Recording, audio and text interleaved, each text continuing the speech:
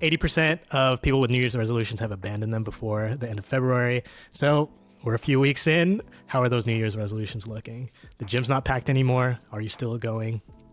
And I say the gym because 50% of people with resolutions have a fitness resolution, either to exercise more regularly or to eat healthier.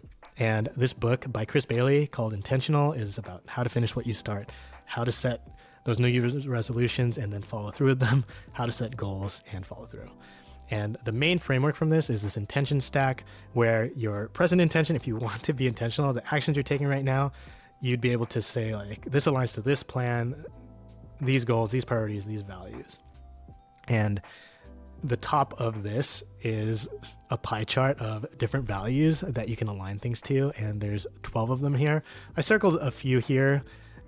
One of them is self-direction. This is one that I want to have as a value. My own thoughts, ideas, and actions, just having autonomy. Then face, not humiliating myself, preserving my image. And then a surprising one is stimulation. This is one I would say like I wouldn't have picked, but my actions probably show that this is something that I value maybe too much, and I need to like take some action here because I'm grabbing my phone all the time. I don't want to be bored. I want that stimulation.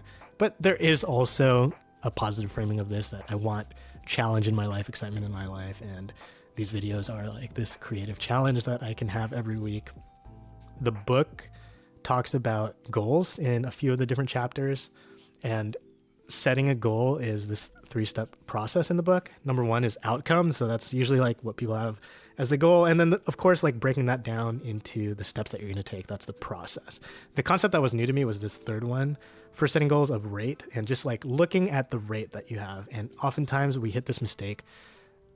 And this is one of the 3 mistakes I have here for goal setting, is that the rate is too fast. So as an example from that, rock solid abs in 4 weeks, that's probably too fast. It's a little unrealistic to get there. If you don't already have solid abs, to make them rock solid, it's going to take longer than 4 weeks. Then mistake number 2 is sepia-toned goals.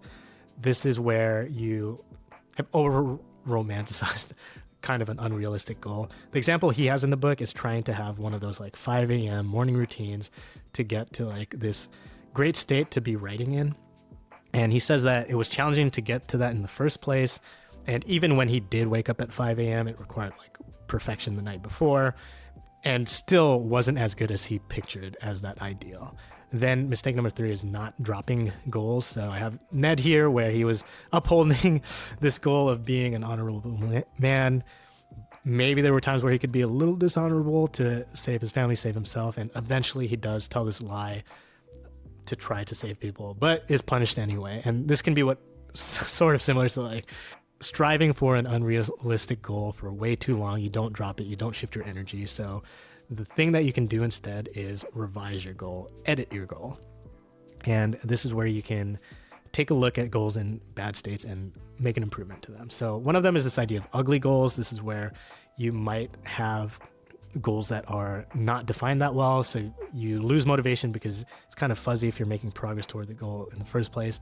A nice concrete goal, win an NBA championship, and everything kind of aligns to that. So that's where, say like a basketball team, they can always talk about how their actions probably align to that goal. This is a chart from the book. It's this desire curve where you want to increase desire, lower aversion. And in this case, you do this polar dip. You're very excited for it leading up to it, and then you feel a ton of aversion the morning of because of how difficult it is. And you want to be aware of the actions that are required for your goals. And a lot of times there's very high aversion consistently that you want to reduce. Somewhat unintuitive thing is that you can increase the challenge of the goal to lower aversion, to like make it more exciting to achieve this goal. So an example is Mike Tyson's Punch Out. I have a speedrunner here that a bunch of players mastered this game, so it was boring to just play through the game as fast as possible. So there's this niche of people playing it blindfolded. To increase that challenge, they play it just with like audio cues, and that keeps it exciting. That created a new challenge, and the game is no longer bland for them. Then there's trying to make the goal more attractive, increasing the desire here. So I think CrossFit does this really well. I don't do like CrossFit consistently, but over the past few years, I've joined different gyms for a few months, and it's always impressive how welcoming they are. As simple as like learning your name and then like having someone to talk to before, during, and after the workout, that's a much different experience than walking cold into like a Globo gym. And another thing I've started to do in the past year is play basketball once a week. This is a creator I like, and in the last year, he hired a trainer to improve in basketball, and he was increasing the challenge and being more deliberate. He signed up for a men's league as well. But finding something fun that aligns to your goal. So for me, like fitness, increasing my cardio is a goal, and finding something very fun increases the desirability like all the way to the top. It doesn't even feel like I'm working out. I mean, it's strenuous, but there's no friction to playing basketball. Then you have your goals, and some days maybe you're still like feeling low motivation, and it might be because it's not aligned to values that you want to uphold. Dunk here has very clear values that he wants to uphold. It's the oaths that Knights of the Seventh Kingdom take. There are no oaths to be an NBA player, and it seems like James Harden wants to be a great teammate. All his ex-teammates seem to love him, but he doesn't want to be loyal to an organization. That in the case of him leaving the Clippers for the Cavs, what he valued was financial stability, a better chance at a contract extension. And that's something that you can find with your own goals, that sometimes they can map to different values, and that will change kind of like the shape of the goal. But the action to take here is to, again, just be intentional about setting goals. You have the outcome, process, rate of progress, but then making sure that it aligns further up to some kind of value. The examples here are you value health, mental and physical health. So you can always look at like any resistance you feel to meditate or to run, and then remember like, oh yeah, I want to uphold this value of health. And maybe that gives you the boost to get started. And then from there, it's much easier once you get started. And then an example of how the same action can map to different values and that changes the shape of it is you want to have a healthy chicken and vegetable dinner. So on one hand, maybe you value fitness. That means you're tracking your nutrition and you want convenient meals so that you can keep consistent with it. So you do a meal prep service.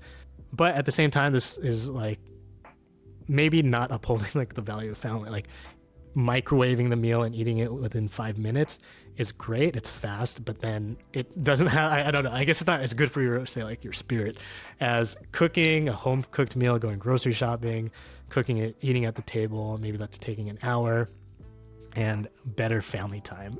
And neither of these values is wrong. Maybe for the person that is cooking, just like microwaving their meal prepped meal, that might give them more free time afterwards so that they can take a walk with the family. So they're still able to uphold the value of family with their other actions. And going back to the intention stack, and maybe you have a YouTube channel and you've set this goal of more subscribers. Let's say, okay, so this is like a goal I've had in the past of more subscribers. And then a common plan you'll hear is make one video every week, and you take actions to make one video every week. But then I started to look at this through this idea of like values and priorities. I value self-direction, and the sub-value of that is like self-direction, challenging myself creatively, and that changes the shape of like what kind of videos do I want to make each week. But if I have the goal instead of practicing creativity, then instead of thinking, oh, like what's going to be like a popular topic, whatever, instead it's more like what kind of videos do I enjoy making. And for example, I like find it fun to like put a presentation together and then talk about it. So I'm going to try to keep doing that, and I think that will change things. At the very least, it will make me more intentional with making videos every week. So thanks for checking this out.